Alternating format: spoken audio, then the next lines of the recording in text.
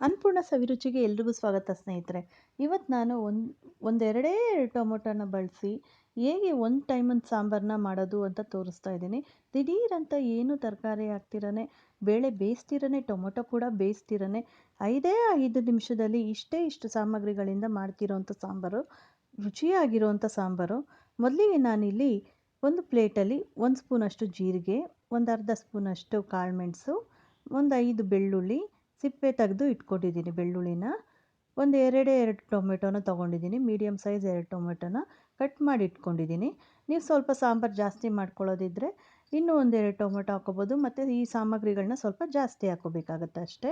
ಒಂದು 4-5 ಕರಿಬೇವಿನ ಸೊಪ್ಪು, ಒಂದು ಅರ್ಧ ನಿಂಬೆಹಣ್ಣು ಗಾತ್ರದಷ್ಟು ಹುಣಸೆಹಣ್ಣು, ಇಷ್ಟನ್ನು ಹಾಕ್ಕೊಂಡು ಮಿಕ್ಸಿ ಜಾರ್ಗೆ, ಒಂದು ಸಣ್ಣ ಮಿಕ್ಸಿ ಜಾರ್ಗೆ ಹಾಕ್ಕೊಂಡು ನುಣ್ಣಗೆ ರುಬ್ಕೊಬರ್ತೀನಿ. ತುಂಬ ನುಣ್ಣಗಂದರೆ ತುಂಬಾ ನುಣ್ಣಗೆ ರುಬ್ಕೋಬೇಕು, ಫುಲ್ಲು ಫೈನ್ ಪೇಸ್ಟ್ ಆಗಬೇಕು. ಈಗ ರುಬ್ಕೊಬಂದಿದ್ದೀನಿ ನೋಡಿ, ಈ ಥರ ಫುಲ್ಲು ನುಣ್ಣಗೆ ರುಬ್ಕೊಂಡಿದ್ದೀನಿ.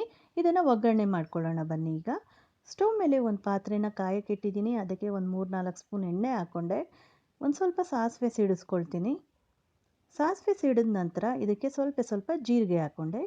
ಜೀರಿಗೆ ಸ್ವಲ್ಪ ಫ್ರೈ ಆದ ನಂತರ ಇದಕ್ಕೆ ಸ್ವಲ್ಪ ಬೆಳ್ಳುಳ್ಳಿ, ಒಂದು 4-5 ಬೆಳ್ಳುಳ್ಳಿನ ಜಜ್ಜಿಟ್ಕೊಂಡಿದ್ದೀನಿ, ಮತ್ತು ಒಂದು ಸ್ವಲ್ಪ ಕರಿಬೇವಿನ ಸೊಪ್ಪು, ಒಂದು 7-8 ಕರಿಬೇವಿನ ಸೊಪ್ಪು, ಒಂದು ಒಣಮೆಣಸಿನ್ಕಾಯಿನ ಮುರಿದಿಟ್ಕೊಂಡಿದ್ದೀನಿ, ಅದನ್ನು ಹಾಕ್ಕೊಳ್ತೀನಿ.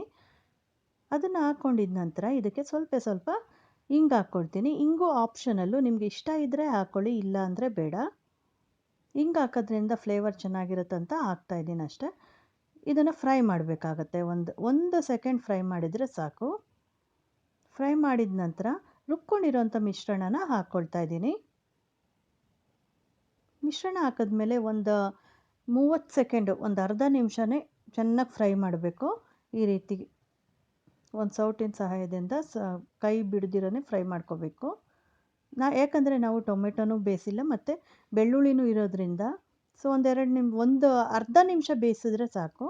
ಅದನ್ನು ಆ ನಂತರ ಇದಕ್ಕೆ ಮಿಕ್ಸಿ ಜಾರ್ ತೊಳೆದಿದ್ದಂಥ ನೀರನ್ನು ಹಾಕ್ಕೊಂಡೆ. ಈಗ ಇದಕ್ಕೆ 1 ಸ್ಪೂನಷ್ಟು ಸಾಂಬಾರು ಪುಡಿ ಹಾಕ್ಕೊಂಡೆ, ಮತ್ತು ಒಂದು 1/4 ಚಮಚದಷ್ಟು ಅರಿಶಿನ ಹಾಕ್ಕೊಂಡೆ. ಆ ಅರಿಶಿನ ಹಾಕ್ಕೊಂಡ ನಂತರ ಇದಕ್ಕೆ ಒಂದು ಅರ್ಧ ಸ್ಪೂನಷ್ಟು ಕಲ್ಲುಪ್ಪು ಹಾಕ್ಕೊಂಡೆ. ಕಲ್ಲುಪ್ಪು ಹಾಕಿ ರಸ ಮಾಡಿದ್ರೆ, ಸಾಂಬಾರು ಮಾಡಿದ್ರೆ ಒಳ್ಳೆ ರುಚಿ ಬರುತ್ತೆ.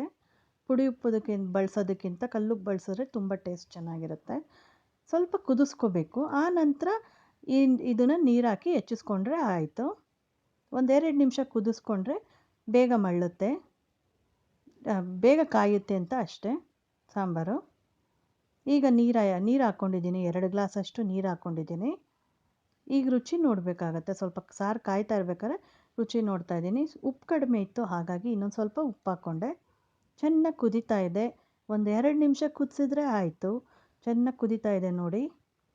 ಕುದಿಯೋಂಥ ಟೈಮಲ್ಲಿ ಸ್ವಲ್ಪ ಬೆಲ್ಲ ಮತ್ತು ಒಂದು ಅರ್ಧ ಕಪ್ಪಷ್ಟು ಕೊತ್ತಂಬರಿ ಸೊಪ್ಪನ್ನ ಕಟ್ ಮಾಡಿ ಹಾಕ್ಕೊಳ್ತಾ ಇದ್ದೀನಿ. ಅರ್ಧ ಕಪ್ ಅಂದರೆ ಒಂದು ಸ್ವಲ್ಪ ಕೊತ್ತಂಬರಿ ಸೊಪ್ಪು. ಇಷ್ಟನ್ನು ಹಾಕಿ ಒಂದು ರೌಂಡ್ ಮಿಕ್ಸ್ ಮಾಡಿ ಸ್ಟವ್ ಆಫ್ ಮಾಡಿದರೆ ದಿಢೀರಂತ ಮಾಡಿದಂಥ ಟೊಮೆಟೊ ಸಾಂಬಾರು ರೆಡಿ ಆಯಿತು. ಈಗ ರೆಡಿಯಾಗಿದೆ ನೋಡಿ, ಸ್ಟವ್ ಆಫ್ ಮಾಡಿದೆ. ನಾನು ಮಾಡಿರೋವಂಥ ಈ ಟೊಮೆಟೊ ಸಾರು ನೀವು ಒಂದು ಸರಿ ಮಾಡಿ ನೋಡಿ. ಏನಾದರೂ ಹುಷಾರಿಲ್ಲ ಅನ್ನೋ ಟೈಮಲ್ಲಿ, ಅಕಸ್ಮಾತು ನಾವು ಏನೂ ಅಡುಗೆ ಮಾಡಿಲ್ಲ, ತರಕಾರಿ ಏನೂ ಇಲ್ಲ ಅನ್ನೋ ಟೈಮಲ್ಲಿ ಒಂದು 5 ನಿಮಿಷದಲ್ಲಿ ದಿಢೀರಂತ ಮಾಡ್ಕೊಳ್ಬೋದಾದಂಥ ಸಾಂಬಾರಿದು. ಯಾರು ಬೇಕಾದರೂ ಮಾಡ್ಬೋದು, ಗೊತ್ತಿಲ್ಲದೆ ಇರೋರು ಸಹಿತ ಈ ಟೊಮೆಟೊ ಸಾಂಬಾರು ಮಾಡ್ಬೋದು. ಈಸಿಯಾಗಿ ಆಗುತ್ತೆ ಮತ್ತು ಹೆಲ್ದಿ ಕೂಡ. ನೀವು ಕೂಡ ಒಂದು ಸರಿ ಟ್ರೈ ಮಾಡಿ, ಹೇಗೆ ಬಂತು ಅಂತ ಕಮೆಂಟ್ ಮಾಡಿ ಹೇಳಿ. ನಾನು ಮಾಡಿರೋವಂಥ ಟೊಮೆಟೊ ಸಾಂಬಾರು ಅಂತ ಕರಿಬೋದು, ಇಲ್ಲ ಟೊಮೆಟೊ ರಸ ಅಂತ ಕರಿಬೋದು. ಈ ರೆಸಿಪಿ ಇಷ್ಟ ಆಗಿದ್ದರೆ ಒಂದೇ ಒಂದು ಲೈಕ್ ಮಾಡಿ, ಹಾಗೆ ಎಲ್ಲರಿಗೂ ಶೇರ್ ಮಾಡಿ. ಹೊಸಬ್ರಾಗಿದ್ದರೆ ನನ್ನ ಚಾನಲ್ನ ಸಬ್ಸ್ಕ್ರೈಬ್ ಮಾಡ್ಕೊಳ್ದಿರ ಇರಬೇಡಿ. ಮತ್ತೆ ಸಿಗ್ತೀನಿ ಇನ್ನೊಂದು ವಿಡಿಯೋದಲ್ಲಿ. Thanks for watching. ಬಾಯ್.